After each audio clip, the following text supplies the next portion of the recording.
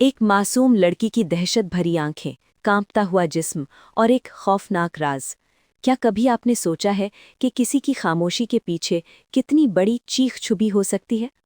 कहानी शुरू होती है उस पल से जब जीनिया गुस्से और नफरत में अंधी होकर शांजे को कमरे के एक कोने में दबोच लेती है। उसकी आंखों में आंखें डालकर उसे ऐसी धमकी देती है जो किसी भी कमजोर दिल इंसान की रूह तक हिला दे। अगर तुमने किसी को कुछ बताया तो तुम्हारी जिंदगी बर्बाद कर दूंगी। ये शब्द सिर्फ धमकी नहीं थे, बल्कि एक ऐसी साजिश की शुरुआत थे जो पूरे घर की नींव हिला देने वाली थी। पहले से ही बीमार और नाजुक शांजे इस डर को सहन नहीं पाती।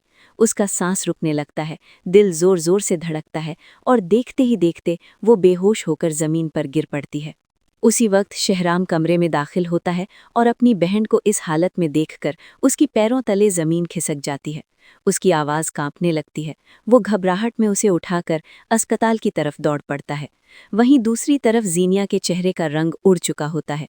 उसे एहसास हो चुका है कि अगर शांजे ने सच बोल दिया तो उसका खेल खत्म हो जाएगा।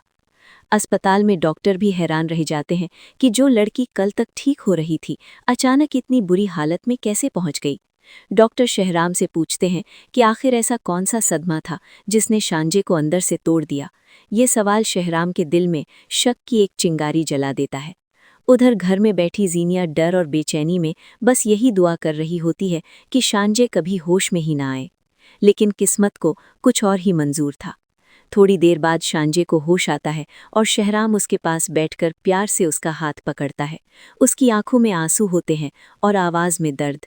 वो अपनी बहन से सच जानना चाहता है।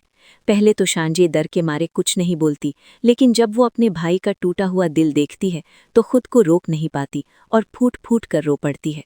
कांपती आवाज़ में वो सारा सच बता देती है कि कैसे जीनिया ने उसे डांटा, डराया और जान से मारने की धमकी दी। ये सुनते ही शहराम का खून खौल उठता है। उसका प्यार गुस्से में बदल जाता है। वो बिना एक पल गवाए घर पहुंचता है और जीनिया का सामना करता है। उसका गुस्सा इतना ज्यादा होता है कि उसके शब्द तीर की तरह चुभते हैं। मुझे अफसोस है कि मैंने तुमसे मोहब्बत की। ये सुनकर जीनिया तिलमिला उठती है, लेकिन सच्चाई अब सामने आ चुकी होती है। तभी शहराम की माँ भी वहां आ जाती हैं और एक और बड़ा राज खोल देती हैं कि कैसे जीनिया और उसकी माँ ने झूठ और चालाकी से इस घर में जगह बनाई। ये सुनकर शहराम को अपनी गलती का एहसास होता है कि कैसे वो धोखे में आ गया। अब उसके दिल में सिर्फ पछतावा और गुस्सा होता है। वो फैसला कर लेता है कि अब जीनिया की कोई चाल नहीं चलेगी। दूसरी तरफ जीनिया अपने टूटते हुए सपनों को देखकर बेकाबू हो जाती है। उसका गुस्सा और घमंड उसे और अंधा बना देता है। वो खुद को सही साबित करने की कोशिश करती है, लेकिन अब कोई उसकी बात सुनने को तैयार नहीं।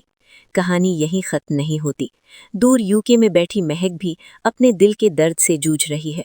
वो सच्चाई जानते हुए भी खामोश है ताकि किसी का दिल न टूटे, लेकिन उसका ये फैसला सबकी जिंदगी को और उलझा देता है। जरार उसकी याद में टूट चुका है, एक जिंदा लाश बन गया है और अब हालात ऐसे मोड़ पर आ चुके हैं जहां हर रिश्ता, हर सच और हर झूठ सामने आने वाला है। क्या शहराम जीनिया को हमेशा के लिए छोड़ देगा? क्या महक वापस आएगी? क्या इस घर की टूटी हुई कड़ियां फिर से जुड़ पाएंगी, या फिर हर रिश्ता अपनी ही साजिशों का शिकार बन जाएगा? इस कहानी का सबसे बड़ा सबक यही है कि झूठ और नफरत की नींव पर बनाए गए रिश्ते कभी मजबूत नहीं होते। सच्चाई चाहे जितनी देर से सामने आए, लेकिन जब आती है तो सब कुछ बदल कर रख देती है।